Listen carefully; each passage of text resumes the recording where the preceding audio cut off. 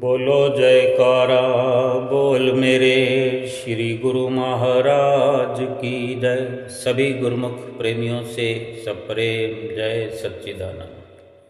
श्री परमहंस गुरुदेव जी निराकार साकार, जिनकी पद नख ज्योति से आलोकित संसार। परम पुरुष पूरन धनी आनंद घन सुख रूप, सर्वारंभ में पूजिए पावन चरण अनूप। सर्व आरंभ में पूजिए पावन चरण अनूप। ये संसार एक सुपना है, सुपने के समान है, केवल दिखता है लेकिन कुछ है नहीं। जो दृश्य हम देखते हैं, हमारी आंखें देखती हैं या हम महसूस करते हैं, ये रचना सुपने के अनुसार ही है और हम सत्य मान करके सुखी और दुखी होते हैं, हो रहे हैं। लेकिन सच कुछ है नहीं,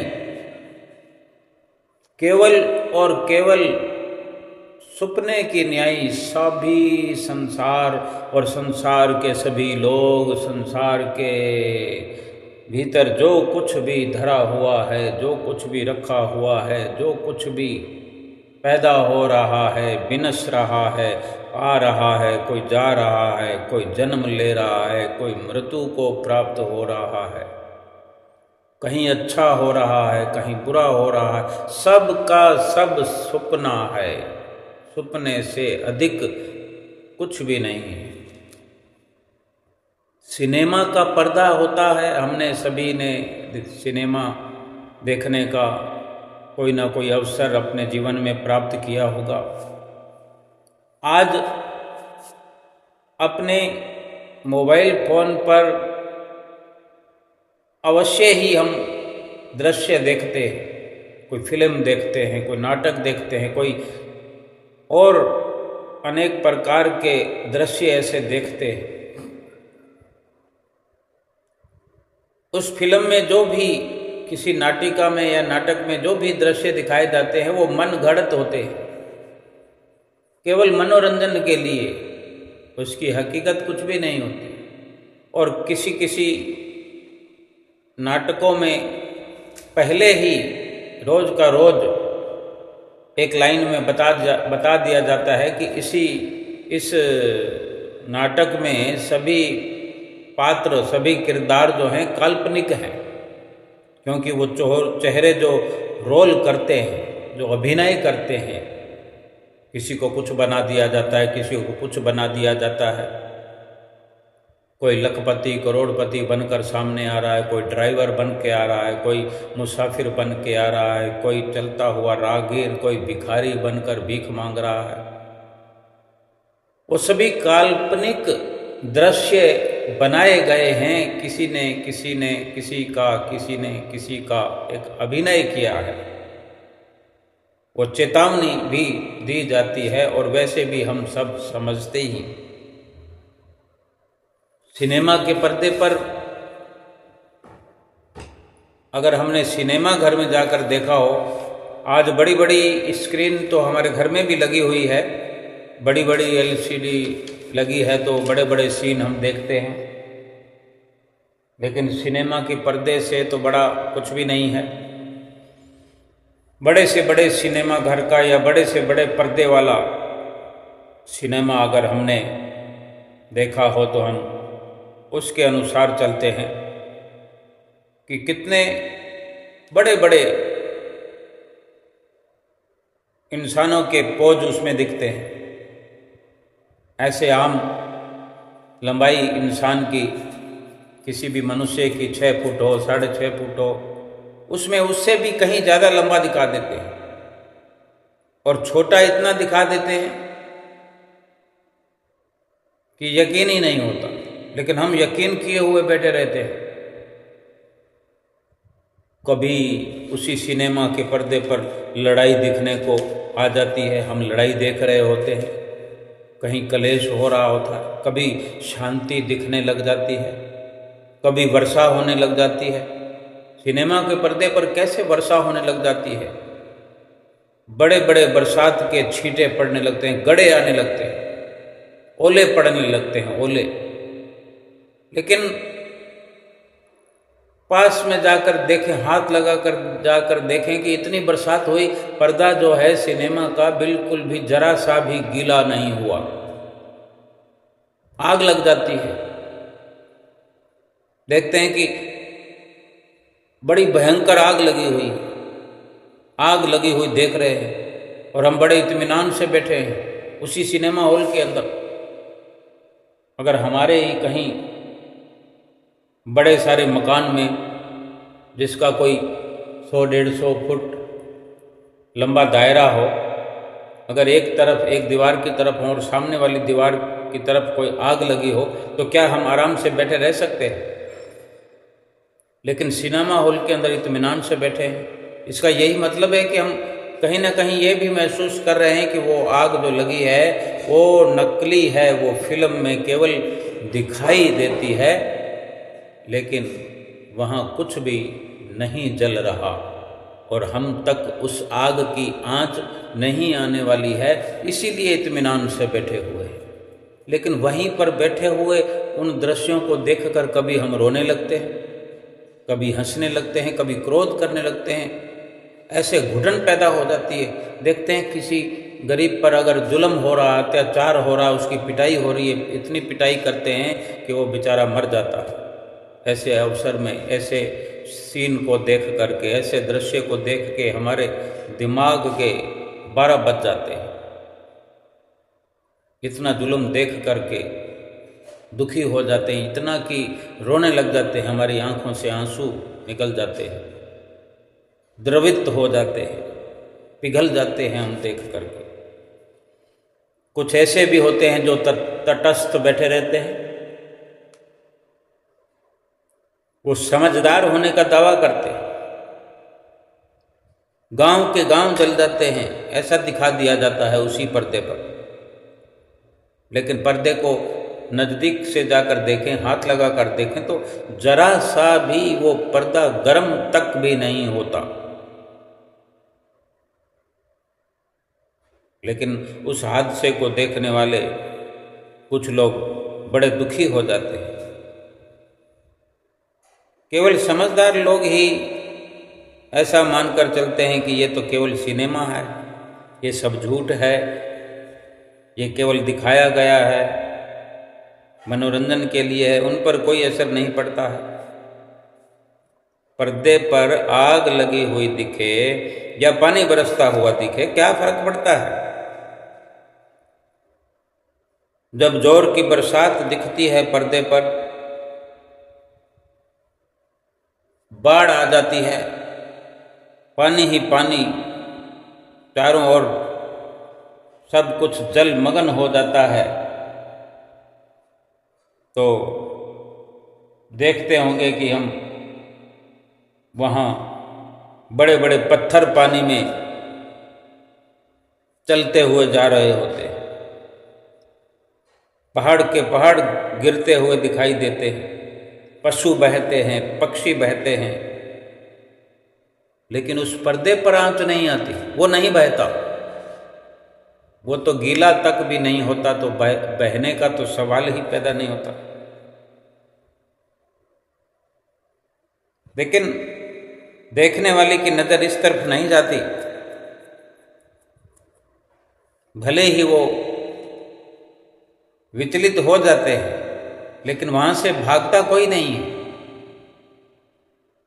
क्योंकि यकीनन ये विचार उनके अंदर चल रहा होता है कि ये हम सिनेमा देखने ही आए थे, हम पहले सोच कर आए हैं। वहाँ सिनेमा हॉल के अंदर प्रवेश करते हुए हम ये जानते हैं कि यहाँ हम जो कुछ भी देखेंगे वो केवल और केवल देखने के लिए, मनोरंजन के लिए ही सभी व्यवस्था है।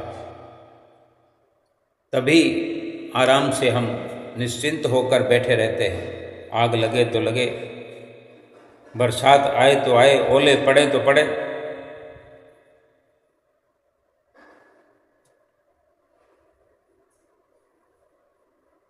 कुछ उस तमाशे को सच मानकर देखते हैं, सच समझते हैं, वो अधिक दुखी होते हैं, खुश भी होते हैं, क्योंकि ये तो परिस्थिति है। असल जीवन के अंदर भी और असल जीवन को जो एक सिनेमा के पर्दे पर उतारा गया है, वहाँ भी वही दिखाते हैं कि कभी सुख है, कभी दुख है, कभी अच्छा है, कभी बुरा है। लेकिन जो कुछ भी सिनेमा के चलते चलते देखा 3 घंटे में, वो जब सिनेमा समाप्त हो जाता है, सभी के सभी वहाँ से मुंह लटकाए हुए खाली हाथ चले जाते, खाली के खाली चले जाते। वहाँ पर चाहे नोटों की या सरफियों की बरसात हुई हो, लेकिन किसी के हाथ में एक भी असरफी नहीं दिखाई देगी कि किसी ने एक असरफी उठा ली और जेब में डाल ली हो और बाहर ले जाकर स्वतंत्र रूप से अपने घर जाने को तैयार हो। 1 रुपये का सिक्का भी उस पर्दे पर उछलता हुआ देखा और वो अपने खीसे में डालकर लेके जाए। लेकिन एक बड़ी सच्चाई है, ये सब जो सिनेमा, ये जो फिल्म, ये पूरे उस सिनेमा हॉल के अंदर अंधेरा होता है। जितना अंधेरा होता है उतना सिनेमा अच्छा दिखता है। अगर पूरे सिनेमा हॉल में रोशनी कर दी जाए, जितनी वहाँ रोशनी की ज़रूरत है उतनी रोशनी कर दी जाए। हमारे घर में अपने कमरे के अंदर हम देखें कि किस साइज के कमरे में हमारे कितनी ट्यूबलाइट लगी हुई है, कितने वाट का हमने प्रकाश कर रखा है, उसके अनुपात में उस सिनेमा हॉल के अंदर रोशनी कर दी जाए तो सिनेमा का 10वां हिस्सा भी हमें वो चमक दमक, वो खूबसूरती नहीं दिखेगी। तभी तो अंधेरा किया जाता है, यानी अंधेरे में वो सिनेमा की सच्चाई नजर आती है। वो झूठ भी सच नजर आता है, मजा आता है, खुशी होती है, सुख महसूस होता है। तभी वो सब दिखावा, एक दृश्य पैसा लगा करके देखने जाते हैं, लाइनों में लग करके देखने जाते हैं। बड़ी मुश्किलों से कभी कभी टिकट आता थी, ब्लैक में भी टिकट ले करके देखने का मौका मिलता है। आसानी से कभी कभी टिकट नहीं मिलती। जिस दिन फिल्म रिलीज होती है कितनी मारामारी होती है। यानी ये अंधेरे का खेल है और सब का सब झूठा है। इसी तरह ये संसार भी पूरा संसार ये एक मायावी पर्दा है, माया का पर्दा है। सिनेमा का तमाशा अंधेरे में दिखता है, ऐसे ही माया भी अंधेरे में ही दिखाई देती है। यदि पूरा संपूर्ण सिनेमा हॉल में बत्तियां हों, प्रकाश हो, तो तमाशा दिखना बंद हो जाता है।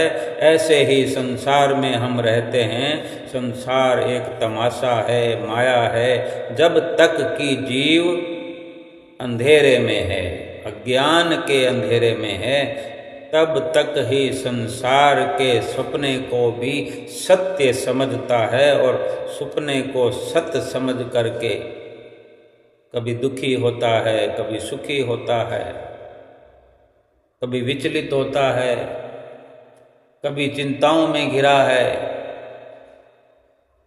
लेकिन जब रोशनी में आ जाता है, ज्ञान की रोशनी हो जाए, ज्ञान की रोशनी का प्रवेश इस जीव के अंदर हो जाए और ये स्वयं ज्ञान की रोशनी के दायरे में आ जाए,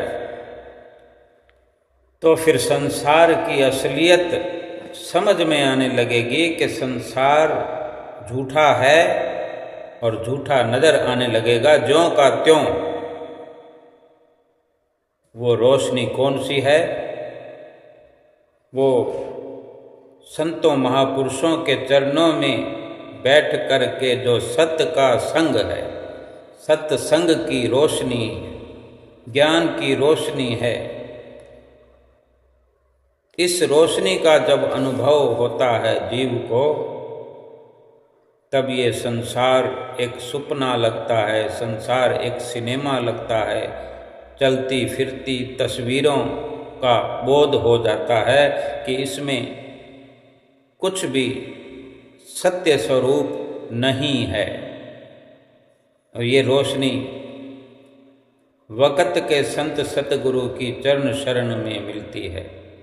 उनकी नज़दीकी से, उनकी रहनुमाई, ये सच और झूठ की उनकी रहनुमाई में ही सच और झूठ की समझ मिलती है कि क्या सच है, क्या झूठ है। परमात्मा जो है वो प्रकाश है, ज्ञान स्वरूप है, प्रकाश रूप है। और इसी के उलट जो माया है, यानी ये संसार कह लें, माया कह लें, अंधेरा कह लें, एक ही वस्तु के कई नाम हैं। यानी परमात्मा प्रकाश है, परमात्मा का नाम प्रकाश है, और माया जो है वो घना घना गहरा, गहरे से गहरा अंधेरा है। अब जीव माया में प्रकाश ढूंढे, सच्चाई ढूंढे, सुख ढूंढे,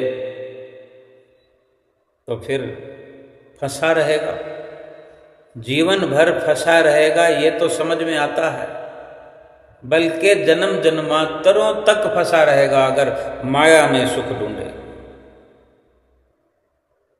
या सच्चाई ढूंढे, प्रकाश ढूंढे, सुख ढूंढे, और कुछ भी सुकून ढूंढे, निश्चिंतता ढूंढे, क्योंकि वो सब उस माया में तो है नहीं। भगवान ने माया में ये सब रखा ही नहीं, और जीव अगर उसमें ढूंढता है तो फिर जन्म के जन्म ख्वार हो जाएगा।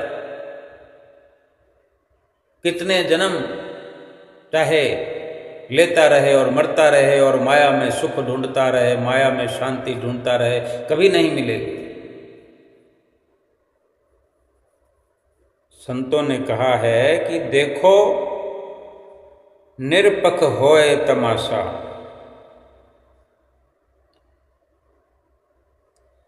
राजी और नाराज होना ये भी दो चीजें हैं।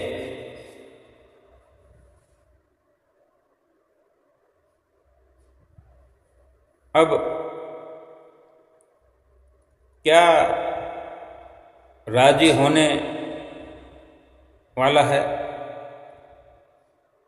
राजी और नाराज होना जैसे दो चीज़ें हैं, तो इसमें क्या राजी होवें? कुछ ठहरने वाला तो है नहीं।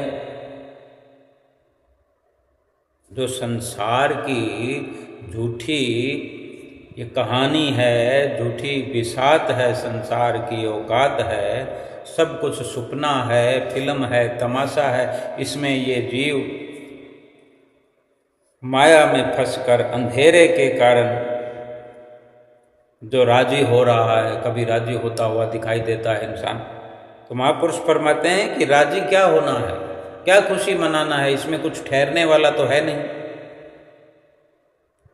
ना इसमें कुछ अच्छा है। यानी जो अच्छा हम समझते हैं, अच्छा वक़्त समझते हैं, अच्छा कोई लाभ समझते हैं, या अच्छा कोई रिश्ता समझते हैं, या अच्छी स्थिति, अच्छी परिस्थिति, या अच्छा मकान, ना तो कुछ अच्छा ठहरने वाला है, ना बुरा ठहरने वाला है। अपनी उम्र में कोई वस्तु कभी पहले टिकी है क्या? हमारी आज चाहे 50-60 साल की उम्र है, उम्र तो 2 साल 5 साल वालों की है, लेकिन ये सत्संग की जहाँ तक चर्चा है, इसको अधिकतम सुनने वाले 50 साल की उम्र के हुआ करते हैं, चाहे मेल हो या फीमेल हो। यानी एक अंतिम पड़ाव पर कह सकते हैं। बहुत कम ऐसे भी गुरमुख हैं, इंसान हैं जो कम उम्र में सत्संग का लाभ प्राप्त करते हैं। सौभाग्यशाली हैं वो, चाहे 5 साल के हों, चाहे 50 साल के हों, लेकिन जो सत्संग को सुनता है और दिल से सुनता है और सत्संग के किसी भी चैप्टर को खोलता है, उसको पूरा सुन करके अपने अंदर एक फाइल बना लेता है, अपने अंदर स्टोर कर लेता है, फिर उसको निकालता रहता है, थोड़ा थोड़ा निकालता रहता है, अपना अनुभव साझा करता रहता है अपने आप से। शब्दों पर मंथन चलता है। कई बार हम कोई पोथी पढ़ते हैं तो 4 पन्ने सरका दिए, 8 पन्ने सरका दिए। किसी की आदत होती है घंटा आधा घंटा सत्संग पढ़ते हैं, या आज तो ये आधुनिक युग है, हम मोबाइल पर सुनते हैं, टीवी स्क्रीन पर सुनते हैं, और सत्संगों में कहीं जाते हैं तो वहाँ भी ऐसे ऐसे अवसर मिलते हैं कि 1-1 घंटा सत्संग श्रवण करने का अवसर मिलता है। सत्संग की अगर गरिमा की बात करें तो सत्संग जब तक एक अच्छी लिमिट तक नहीं होगा या हम नहीं सुनेंगे तो कौन से शब्द हम अंदर बिठाएंगे, कौन से हवा में उड़ाएंगे, ये आज से नहीं। हम श्री आनंदपुर दरबार की भी महिमा गरिमा को जानते होंगे कि अपने समय से श्री परमहंसों ने, श्री परमहंस दयाल महाराज जी के समय, पहली पातशाही गुरु महाराज जी के समय, दूसरी पातशाही गुरु महाराज जी के समय घंटों सत्संग हुआ करता था। उस वक़्त में समय गुरमुख प्रेमियों के पास अधिक होता था, आज समय नहीं है। तो क्या वक्त बदल गया है? आज समय क्यों नहीं है? समय तो है लेकिन सत्संग में लगाने के लिए नहीं है। इंसान ने अपने आप को गलतान कर लिया है, अपने आप को व्यस्त कर लिया है संसार रूपी सिनेमा में। यानी अंधेरा चारों ओर बढ़ रहा है, इस जीव के चारों ओर अंधेरा बढ़ता जा रहा है। पहले बेशक भक्ति नहीं भी थी, आज भक्ति के अधिक सोपान हैं, भक्ति की एक सरलता भी बढ़ रही है। आधुनिकता के साथ साथ भक्ति बड़ी आसान होती जा रही है, लेकिन इंसान ये कहता है कि आजकल तो भक्ति नाम की भी नहीं है। हम अगर बात कर रहे हैं कि उस वक़्त पहले के समय जब हमारे श्री परमहंसों ने ये सत्संग का सिलसिला शुरू किया तो घंटों सत्संग होता था। हम अपने जीवन में चौथी पातशाही गुरु महाराज जी के समय, पंचम पातशाही गुरु महाराज जी के समय भी हमने अधिक समय तक श्री गुरु महाराज जी को स्वयं हमने 1-1 घंटा, आधा घंटा के लगभग तो अनेकों गुरमुख प्रेमियों ने जो आज भी हमारे बीच होंगे उम्र दराज, जो कह सकते हैं कि हमने आधा घंटा श्री गुरु महाराज जी को सत्संग प्रवचन करते हुए देखा है, सुना है। लेकिन आज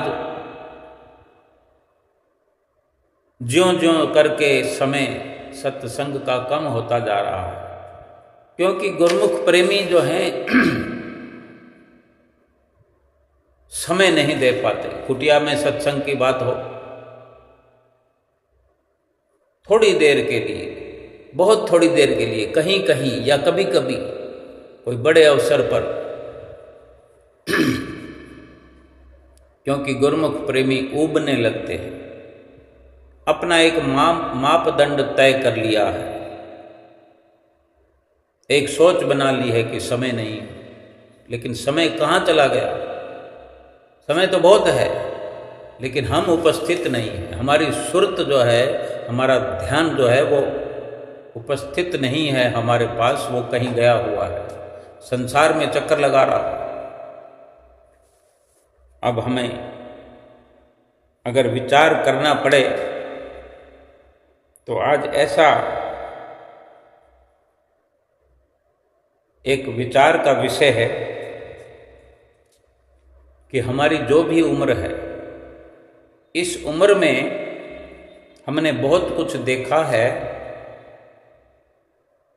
अपनी उम्र में कोई वस्तु हमारे एक ही जगह तटस्थ रही है, टिकी हुई रही है। हमारी क्या शकल और सूरत क्या टिकी हुई है? हमारे घर की व्यवस्था क्या टिकी हुई है? हो सकता है हम पहले झोंपड़े में रहते थे, फिर मकान में रहने लगे। आज हो सकता है हमने किसी अच्छी कॉलोनी में बंगला बनाया हुआ है, या हम पहले बंगले में रहते थे, आज केवल मकान में आकर रह गए हैं। हो सकता है हम अपने मकान में रहते हों, आज किराए के मकान में आ गए हैं। यहाँ ऊंच नीच का भाव नहीं है। भाव यह है कि कोई भी अवस्था इस जीवन में टिकी हुई नहीं है। कोई घटना टिकी हुई नहीं रहती, कोई अवस्था एक ही प्रकार से एक ही जगह पर टिकी हुई नहीं रहती। कोई भी चीज कोई बता दे कि स्थायी रूप से रही है क्या? कोई चीज स्थायी रही है? लेकिन एक बात हम अभी समझ सकते हैं कि हम और आप वही के वही हैं। ये जो अवस्थाएं हैं, व्यवस्थाएं हैं, हमारी शक्ल सूरत एक जगह टिकी नहीं है। तो ये तो शरीर की बात है कि जैसे और कोई अवस्था एक जगह नहीं टिकी है, तो ये भी तो वस्तु है। शरीर ये भी मिट्टी है, मिट्टी से बना हुआ है, आर्जी तौर पर है, नाशवान है। ये भी तो सुपना है, टिका हुआ कैसे रह सकता है? लेकिन आप भी वही हो, हम भी वही हैं। ये कौन है जो वही का वही है? पहले दिन से वही है, आज भी वही है, अंतिम श्वास तक वही रहेगा, और अगले जन्म में भी वही रहेगा, 100 जन्मों के बाद भी वही रहेगा। ये है वास्तविक स्वरूप इंसान का, जिसको इंसान भूला हुआ है। कभी अपने नाम पर विचार करता है, कभी अपने रूप पर विचार करता है कि मैं वो हूँ, मैं वो हूँ। कभी अपनी अवस्था पर, कभी अपने बैंक बैलेंस पर, कभी अपने पद पर, कभी अपनी कॉलोनी पर कि मैं उस कॉलोनी में रहता हूँ, मैं उस शहर में रहता हूँ, मैं उसके साथ में रहता हूँ, मैं उसका पति हूँ, मैं उसकी पत्नी हूँ, मैं उसका बाप हूँ या उसका बेटा हूँ। फलां फलां फलां फलां फलां पद पर जो नियुक्त है वो मेरा बेटा है। ये तो व्यवस्थाएं और अवस्थाएं बढ़ती घटती रहती हैं, ऊंच नीच होता रहता है, परिवर्तन होता रहता है। आपके सामने कितना कितना परिवर्तन हुआ। हमारे और आपके सामने कितना कितना परिवर्तन हो गया। देखते देखते भी कितना ही परिवर्तन होता चला जा रहा है। इस शहर के मकान, सड़क, रिवाज आदि सब बदलते बदलते बदल गया। जब हम छोटे थे, बचपन में थे, तो कैसा रिवाज होता था। हम अपनी ही बात करें, वो रिवाज हमारे सामने देखते ही देखते हमारे घरों में वो रिवाज जो है बदल गए, हम ही ने बदल डाले। यानी ना तो कोई रिवाज टिका हुआ, ना कोई नियम टिका रहा। एक वक्त होता था कि एक बहू घर में जब प्रवेश करती थी तो लंबा सा घूंघट, और घूंघट ही रहता था। आज पहले दिन से घूंघट हटा के प्रवेश होता है। ये हमारा कोई मत नहीं है कि ये गलत है कि सही है।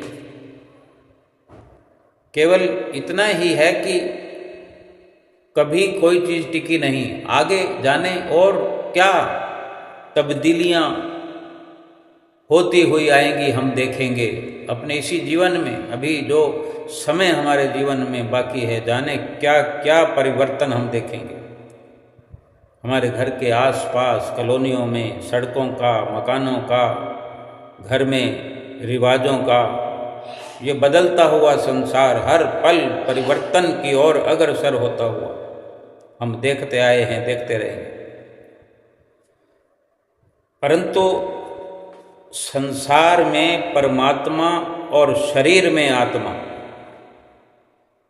ये विचार करने का विषय है कि इस संसार में परमात्मा और हमारे शरीर में आत्मा, ये दोनों कभी नहीं बदले, कभी नहीं बदलेंगे। कोई परिवर्तन नहीं, कभी परिवर्तन होगा नहीं, ज्यों के त्यों रहेंगे, जस के तस।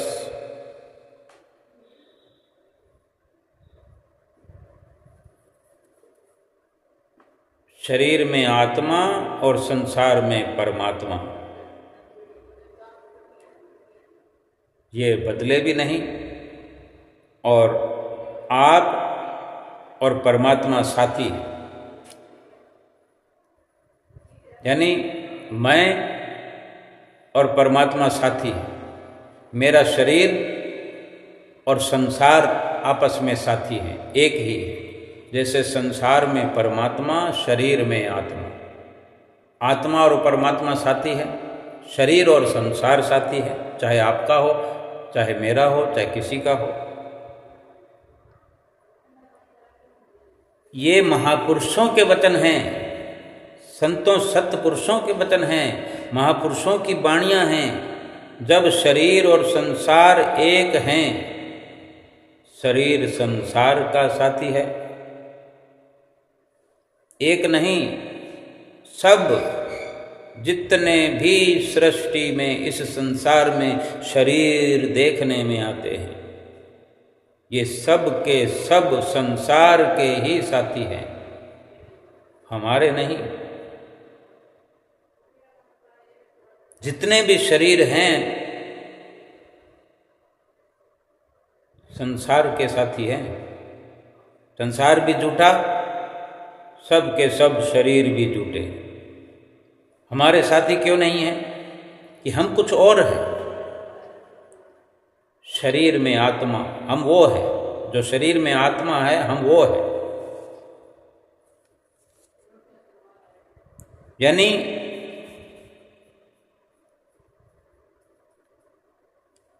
जीवात्मा के साथी हैं हम, जीवात्मा के साथी हैं। या हम ये कहें कि हम तो जीवात्मा हैं, लेकिन फिर भी हम अपने शरीर को अपना साथी मान बैठते हैं, माने हुए हैं। सारा दिन तो कहते हैं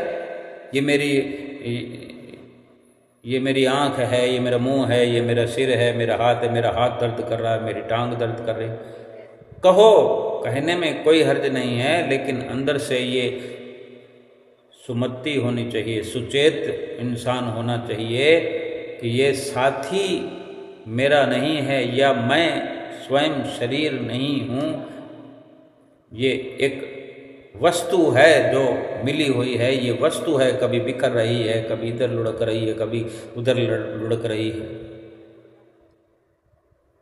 ये स्थिति शरीर की बदलती है, जीवात्मा की नहीं। इसी शरीर को देखें, कभी अस्पताल ले जाया जा रहा होता, कोई बिठा कर ले जा रहा होता है, कभी हम अपने आप के, अपने शरीर को, खुद को ढो कर जा रहे हैं, फिर वापस उसी स्थिति में आ जाते हैं। कभी ठीक हैं, कभी बेठीक हैं, कभी सुखी हैं, कभी दुखी हैं। लेकिन जीवात्मा को कभी हमने ढोया है? खस्ता हालत में तो वो भी है, क्योंकि हमारी सोच ने, हमारी कार्यवाही ने, हमारे विचारों ने, हमारी संगत ने, हमारे इरादों ने उस जीवात्मा को कंगाली की हालत में पहुंचा दिया है, खस्ता हाल कर दिया है, कमजोर कर दिया है। उसको परमात्मा के सत्संग में इस शरीर के अंदर धारण किए हुए, इस शरीर के माध्यम से, ये शरीर घोड़ा गाड़ी है, अगर शरीर रूपे रथ पे सवार करके अगर जीवात्मा को सत्संग में ले जाएंगे जहाँ परमात्मा है, जहाँ इस आत्मा का साथी है, साथी को साथी से मिलाने का अवसर ये मिला हुआ है, सारा का सारा अवसर, सारा का सारा समय इसी काम के लिए मिला हुआ है। लेकिन हम कहते हैं समय नहीं है। ये भी कोई समय है सत्संग करने का, ये भी कोई समय है सुमरन करने का। अभी तो समय पड़ा है, जैसे हम अपनी रजिस्ट्री पट्टा साथ में लेके आए हैं कि इतने बजे, इतने मिनट, इतने सेकंड पर हम शरीर छोड़ेंगे। उससे पहले पहले हम लास्ट वक़्त के अंदर हम पूरा भक्तिनामा पेश कर देंगे, क्योंकि सभी कुछ हमारे हाथ में है। और फिर ऐसी घड़ी आ भी जाती है, अफसोस होता है, रोते हैं, चिल्लाते हैं, पछताते हैं कि हाय मैंने क्या किया। महापुरुष तो पुकार पुकार कर कहते हैं कि तुम्हारे ये विचार ठीक नहीं है, यही ठीक समय है सत्संग का, सुमरन का, भजन अभ्यास का। अभी अगर 20 साल की उम्र है यही ठीक है, 10 साल की उम्र है यही ठीक है। प्रवेश पा जाओ, जल्दी से जल्दी, पहले आओ पहले पाओ। आजकल देखो संसार की जो शिक्षा है, संसारिक जो ज्ञान है, मिथ्या ज्ञान है, खोखला ज्ञान है, उसके लिए क्या उम्र हो गई है बच्चों की। 2.5 साल की उम्र में बच्चे को स्कूल में जाके पटक देते हैं। वो ना कुछ समझता है, ना कुछ जानता है, रो रो कर बुरा हाल हो जाता है उसका। घर से चलता है तो बड़ा बुरा हाल होता है, और स्कूल में भी कैसा हाल होता होगा हम समझ सकते हैं कि अपने माता पिता से बिछड़कर इतने घंटे वो उस स्कूल में रहता है। पैसा दे करके अच्छी अच्छी जगह के नाम पर एडमिशन होता है कि वहाँ पर संभालने वाले हैं, केयर टेकर हैं, लेकिन अपने बच्चे को कितनी देर, लेकिन अपने कलेजे पे पत्थर रख लेते हैं। हमारा सोचने का ये मतलब नहीं है, केवल यही है कि ये एक संसारिक शिक्षा के लिए इतना जतन इंसान का है कि कोई भी लम्हा, कोई भी घड़ी चूकनी नहीं चाहिए, पहले से पहले एडमिशन हो, ताकि जल्दी से जल्दी 20 साल की उम्र में वो इंजीनियर बन जाए, 20 साल की उम्र में सीए बन जाए, 20 साल की 21 साल की उम्र में वो डॉक्टर बन जाए, ये बन जाए, फलाना बन जाए, टिकड़ा बन जाए। 20 साल की उम्र में, 22 साल की उम्र में लंदन कनाडा चला जाए, नौकरी लग जाए और ढेर सारी तनख्वाह। इतनी सफलता की समझ है, जबकि ये संसार झूठा, संसार की पढ़ाई झूठी, संसार के नोट झूठे। भक्ति मार्ग पर अभी क्या जल्दी है। पहले बच्चों को कितनी उम्र में, 5 साल 6 साल की उम्र में स्कूल में डालते थे, जैसी मर्जी कंडीशन में चले जाते थे। लेकिन आज जितना भी हो फायदा उठाना चाहते हैं संसारिक स्तर पर, फिर आध्यात्मिक स्तर पर, भक्ति के स्तर पर क्यों गुमनाम अंधेरों में इंसान गिरावट की ओर सदा गिरता चला जा रहा है।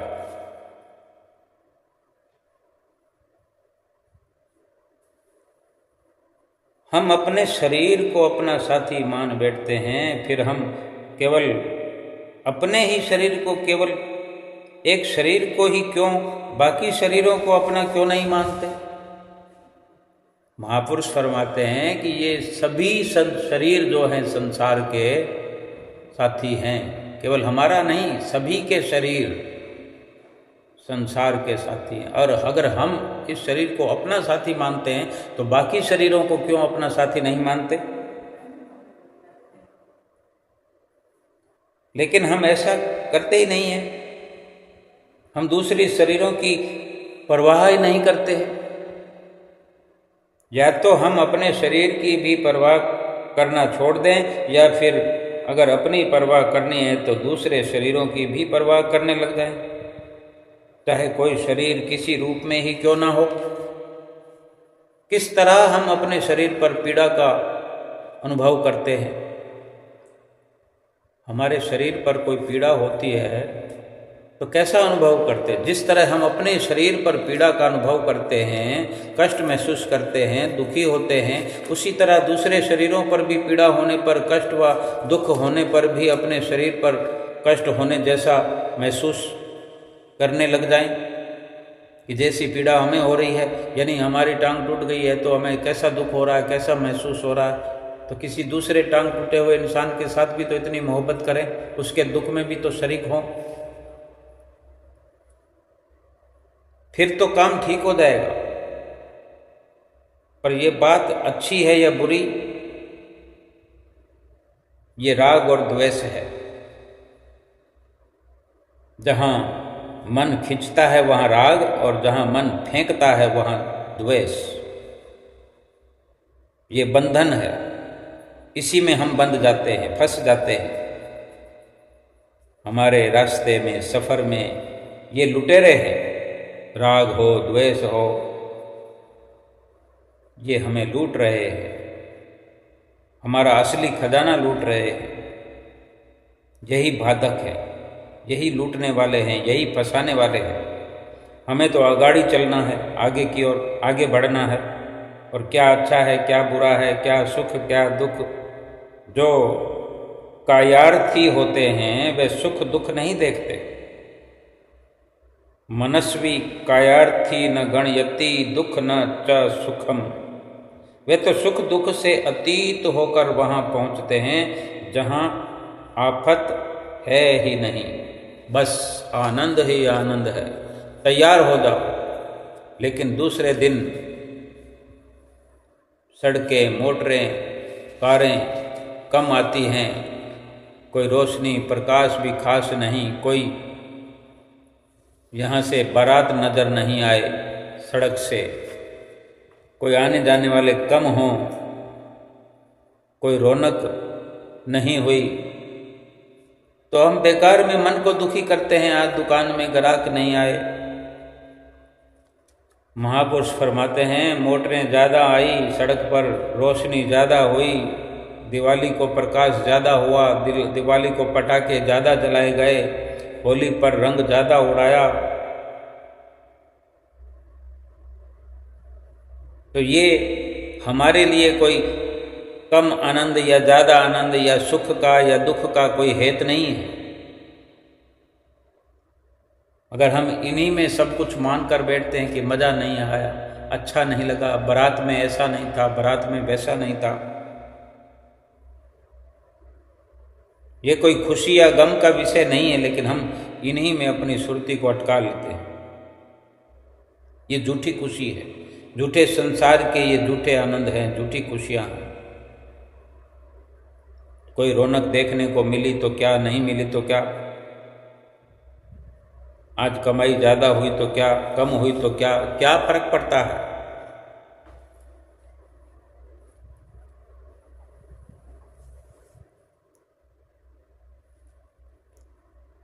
अब जितना भी इस प्रकार से अपने आप को हम उलझाते हैं,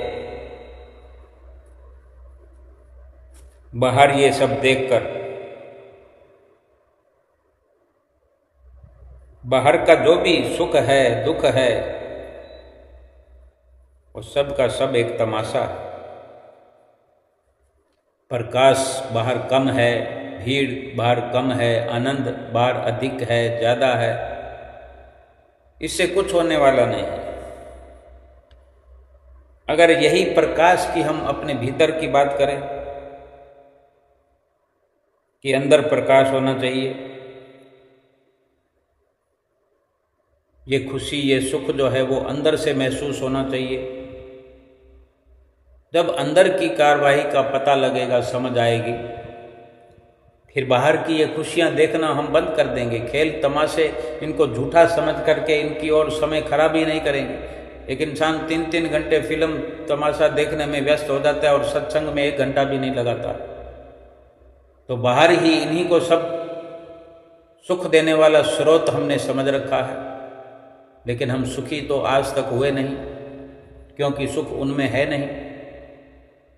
महापुरुषों के पास उनकी चरण शरण में ऐसी युक्ति है, ऐसी शक्ति है कि जीव अपने घट में प्रकाश कर सकता है, एक चमत्कार कर सकता है और अपने घट में ही मालिक के कुल के दीदार कर सकता है। ऐसे ही आपके सामने कई परिस्थितियां आई, कभी आपका मन चाहा हुआ, कभी अनचाहा हुआ, कभी आपका निरादर हुआ, कभी मान हुआ, लेकिन जब अपने भीतर का हम प्रकाश करेंगे, भीतर के अंदर जो रचना है, जो सृष्टि है, जो भीतर की आंख से देखने वाली रचना है, वो सपना नहीं है, क्योंकि भीतर वो है जो ये शरीर का मालिक है, वो भीतर रहता है, उसको भीतर जाके देखा जा सकता है। शरीर को बाहर की आंखों से देखा जा सकता है, लेकिन शरीर के भीतर जो इस शरीर का मालिक है, इस शरीर का असली वजूद है, असली सितारा है, जो सुख और दुख दोनों से परे है, ना वहाँ सुख है ना दुख है, ना कोई व्यवस्था बदलती है, क्योंकि शरीर की व्यवस्थाएं बदलती है, संसार की बदलती हैं, संसार और शरीर साथी हैं। अंदर जो वो जीवात्मा इस शरीर का मालिक रहता है, वो जीवात्मा और संसार भर में रहने वाला परमात्मा, ये दोनों एक हैं, साथी हैं। उन दोनों का अंदर ही, इस शरीर के अंदर ही मिलन होना है। साथी को साथी मिल जाए तो कितना आनंद होता है, और साथी को साथी से मिला कर ही जीव आनंदित हो सकता है। ये सारी व्यवस्था वक़्त के संत सतगुरु करते हैं। महापुरुषों ने ये जितनी भी रचना रचाई है, सत्संग की, सुमरन की, श्री आरती पूजा की, दर्शन की, सेवा की, ये आत्मा और परमात्मा को, जो कि दोनों साथी हैं, इनको मिलाने के लिए, फिर से मिलाने के लिए, मिलने के लिए ये सारी रचना रचाई है। क्योंकि ये मिले हुए होकर भी अलग है, साथी होकर भी अलग है। दूरी सिर्फ ये मायावी संसारिक ये झूठ का पर्दा बीच में पड़ गया है और ये साथी बिछड़ गए हैं। इस पर्दे की दीवार को बीच से हटा देना और आत्मा और परमात्मा को, जो साथी हैं, इनको सदा सदा के लिए मिला देना। फिर ना ये संसार रहेगा, ना कोई संसार की अवस्था दिख पड़ेगी, ना फिर यहाँ की कोई बरसात सताएगी, ना कहीं आग लगी हुई दिखेगी, ना कोई दुख होगा, ना सुख होगा। यानी जीव के अपने ऊपर निर्भर है कि वो अगर संतों महापुरुषों की शरण में पहुँच करके उनसे जो ज्ञान की रोशनी हासिल होती है, जो प्रकाश हासिल होता है, वो प्रकाश हासिल करके ठीक प्रकार से संसार को समझने लगता है, समझ लेता है कि ये झूठा है, ये बाहरी आँखों से दिखने वाली दृष्टमान रचना जो भी है संसार की, वो सब झूठी है, मिथ्या है, नाशवान है, और ये शरीर भी स्वयं नाशवान है। तो फिर ज्ञान की रोशनी में ये समझ आती है, शरीर के बाहर नहीं, शरीर के भीतर जो एक रचना सूक्ष्म तौर पर प्रभु ने रचाई है, यही एक असली सच्चाई है। और इसी सच्चाई को देखने मात्र के लिए ही ये जीव इस शरीर में, इस संसार में आया है। और अपने इसी कार्य को करके वापस भी लौटना है।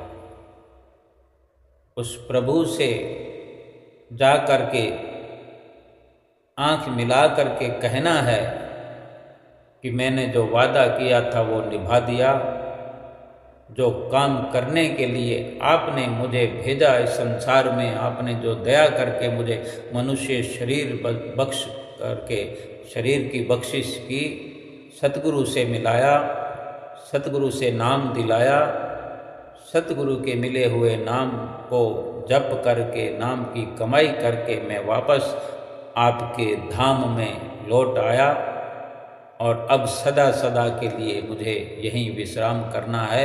बल्कि ये कहने की भी ज़रूरत नहीं, प्रभु ने स्वयं हमारे लिए हमारे वहीं रहने का इंतजाम पहले से ही किया होता है। हम गुरमुख हैं, प्रेमी हैं, भाग्यशाली हैं।